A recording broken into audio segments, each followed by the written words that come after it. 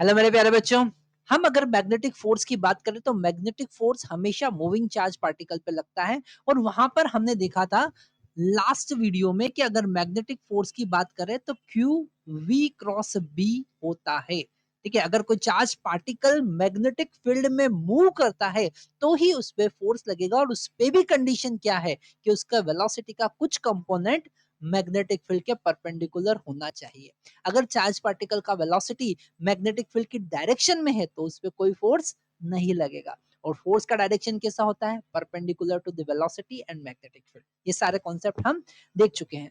अब हम यहाँ पर बात कर रहे हैं कि स्पेशल केस अगर लेते हैं फोर्स के मैग्नीट्यूड का तो q v B sine theta होगा।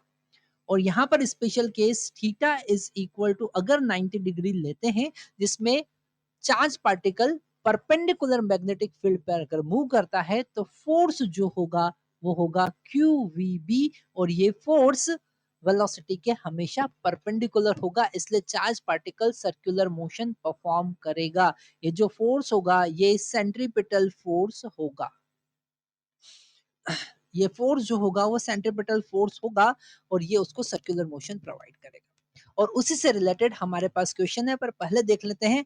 अगर इस फोर्स को QVB को centrifugal force mv square by r से इक्वेट करते हैं तो यहाँ पर r का value mv divided bye QB होता है। और यहाँ पर एक स्पेशल केस आपको याद रखना है, कंडीशन याद रखना है कि जब मैग्नेटिक फील्ड बढ़ाते हैं तो रेडियस जो है सर्कुलर पाथ की छोटी होती है, कम हो जाती है। ठीक है, इसी से रिलेटेड एक न्यूमेरिकल हमारी स्क्रीन पर है। जेई मेंस 2025 7 अप्रैल शिफ्ट 1 में पूछा गया question.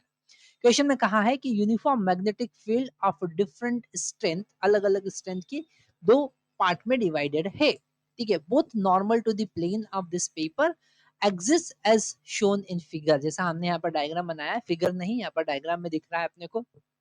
A charge particle of mass m and charge q at the interface at an instant. ठीक है, मान लेते हैं कि वो चार्ज पार्टिकल यहाँ पर है q और v वेलोसिटी से इसमें मूव कर रहा है, तो वेलोसिटी का मैग्नीट्यूड चेंज नहीं होगा, स्पीड कांस्टेंट होगी, वो यूनिफॉर्म सर्कुलर मोशन परफॉर्म करेगा क्योंकि जो फोर्स लग रहा है वो मैग्नीट्यूड को नहीं डायरेक्शन को चेंज कर रहा है। ठीक है, आगे लिखते हैं वो कि it continue to move into region 1 and finally reaches to interface. थोड़ा सा हम बीच में मिस कर गए हैं, उसमें लिखा है eight the interface at the instant move into the region 2 with velocity v and return to the interface and it continue into region 1 and finally reaches to the interface.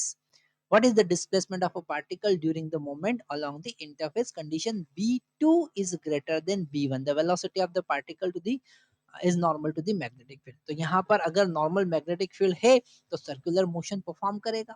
अगर वो रीजन 2 में inter करता है, ठीक है, reason sorry reason 2 में inter करता है तो यहाँ पर सर्कुलर फोर्स ऐसा मूव करेगा वो। ठीक है, तो मान लेते हैं यहाँ से वो ये वाला पॉइंट नहीं, यहाँ पर मान लेते हैं। ठीक है, तो सबसे पहले वो सर्कुलर पाथ पे मूव करेगा और सेमी सर्कुलर पाथ तक यहाँ तक आ जाएगा।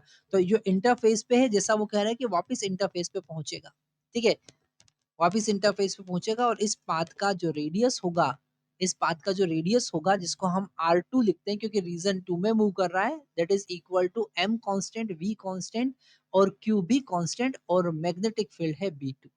ठीक है, अब जब वो रीजन 2 में जाएगा तो डेफिनेटली यहाँ का मैग्नेटिक फील्ड कम है और यहाँ का मैग्नेटिक फील्ड ज्यादा है।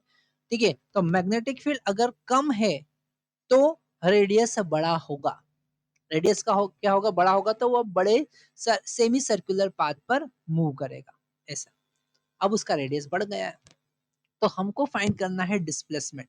ये ए पॉइंट से स्टार्ट हुआ, वापस इंटरफेस पे बी पॉइंट पे आया, हमको डिस्प्लेसमेंट फाइंड करना है। तो डिस्प्लेसमेंट फाइंड करने के लिए हम ये वाला डिस्टेंस रेफरेंस पॉइंट यहाँ से लेंगे और ये डिस्टेंस को सब्ट्रैक्ट करेंगे। ये होगा 2r2 और ये होगा 2r1। ठीक है, r1 का वैल्यू कितना होगा? r1 का वैल्यू होगा mv डिवाइडेड बाई qb1। ठीक है, तो डिस्प्लेसमेंट जो होगा d, उसको हम लिखेंगे 2r1 माइनस 2r2।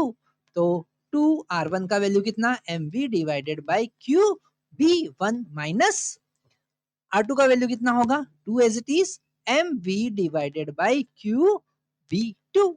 अब यहां से 2mv डिवाइडेड बाय qv1 हम कॉमन लेंगे तो हमको मिलेगा 1 minus b1 divided by b2। ठीक है, यहाँ पर b1 नहीं था तो b1 का ऊपर मल्टीप्लाई कर देंगे और कॉमन ले लेंगे, तो ये हमारा डिस्प्लेसमेंट हुआ। अब आप ऑप्शन में देख सकते हैं कौन सा ऑप्शन करेक्ट होगा, डेफिनेटली डी ऑप्शन यहाँ पर करेक्ट है।